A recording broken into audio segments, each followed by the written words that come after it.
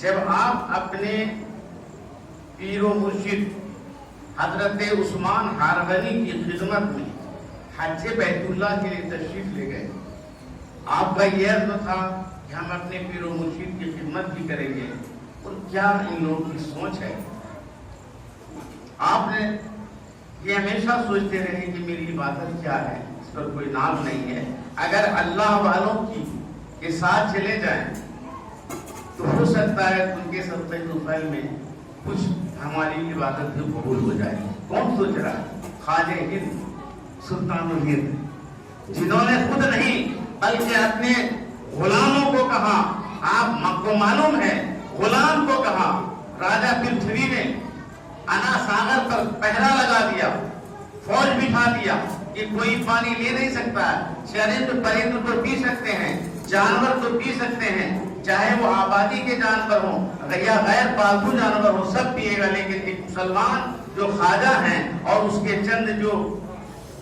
ساتھ ہیں، جو ان کے ماننے والے ہیں، جو اللہ کو ایک مانتے ہیں، جو رسول کی رسالت کو تسلیم کرنے سے پانی نہ کیا جائے۔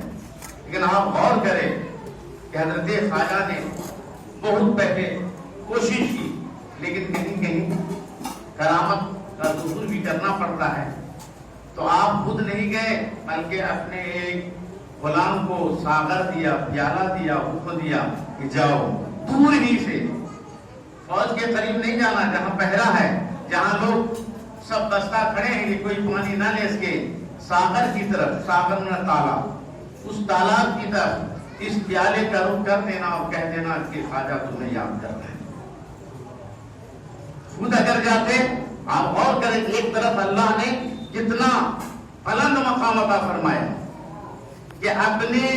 مریدین کو بھیجا، اور مریدین بھی کتنا عقیدت مند تھا۔ آپ غور فرمائیں کہ انہوں نے یہ نہیں سوچا کہ اتنا بڑا پیالہ ہے، ساغر کو دکھانے کے بعد وہ جاندار بھی نہیں، وہ کیسے آئے، لیکن کچھ نہیں سمجھا، انہوں نے یہ کہا کہ خواجہ کا حکم ہے، مجھے کام کر دینا ہے۔ یہ سمجھنے کی بات نہیں ہے، مرید بھی کتنا عقیدت مند تھا کہ یہ نہیں کہا، رکا نہیں، حضور اس میں وہ اتنا بڑا تالاب انا ساگر سمٹے گا کیسے، کیا میری آواز کو سنے گا، جاندار بھی نہیں ہے، وہ پانی ہے، وہ ساگر ہے، وہ چشمہ جھیل ہے، لیکن عقیدت اتنی بلند تھی کہ آپ گئے اور آپ نے دیکھا، دکھایا۔ مورخین قلم اٹھاتے لکھتے کہ تالاب کے اندر انا ساگر میں طوفان جیسا گول چکر آیا، ایسا لگتا ہے کافی ہوا چل رہی ہے، اور مکمل پانی غائب ہو گیا اور ساگر میں اس پیالے میں سمو گیا، حتیٰ کہ پیالے میں پانی ہی نہیں بلکہ بعض مورخین یہ بھی لکھتے ہیں کہ اجمیر کی دھرتی پر جتنی مائیں اپنے بچوں کو دودھ پلاتے تھے، اس کا دودھ بھی خشک ہو گیا تھا، اس کا بھی خشک ہو گیا تھا۔ تو خواجہ کا ایک طرف یہ مقام آپ دیکھیں، خواجہ نے حکم دیا کہ ٹھیک ہے، بادشاہ نے کہا، اس کے ساربان نے، اس کے چرواہے نے کہ یہاں سے آپ پڑھیں، کیونکہ یہاں بادشاہ کا اونٹ بیٹھتا ہے، اونٹ آ گیا، آپ نے کہا ٹھیک ہے بادشاہی تو اونٹ بیٹھے، آپ نے کچھ نہیں کہا چلے گئے، اونٹ بیٹھا رہ گیا، اٹھانا مشکل ہے، پھر خواجہ ایک حکم سے زمین نے اس کے اونٹ کو چھوڑائی، تو ساری تاریخ۔ تو حضرت عثمان ہارونی جب اپنے پیر و مرشد خواجہ اجمیری اپنے پیر و مرشد جب حضرت عثمان ہارونی کے ساتھ حج بیت اللہ، طواف کعبہ، زیارت کعبہ کے بعد نبی کی بارگاہ میں پہنچتے ہیں، اور آپ غور کریں کہ نبی کی بارگاہ میں جب پہنچتے ہیں حضرت خواجہ خلیل نواز عثمان ہارونی کے ساتھ، تو عثمان ہارونی نے کیا کہا تھا نبی کے بارگاہ میں؟ یا رسول اللہ، عثمان کے پاس کوئی عبادت نہیں ہے کہ کل میدان قیامت میں بخشا جاؤ۔